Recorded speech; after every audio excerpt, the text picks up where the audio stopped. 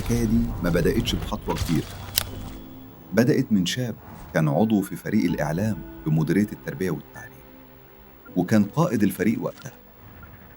من هنا حب الإعلام بجد، وحس إنه مش مجرد نشاط، ده طريق. الحلم كبر وقرر يدخل آداب إعلام، ومع أول خطوة في الكلية كان في دماغه حلم واحد: يعمل الفريق اللي كان مخطط له من زمان. ومن هنا بدأت فكرة تيم إحنا بتوع إعلام، بهدف واضح: صناعة محتوى مؤثر يوصل لكل طالب شغوف بالإعلام في اسكندرية. التيم مر بتحديات كتير، وقع وقام، ناس مشيت وناس كملت، بس الحلم لسه عايش.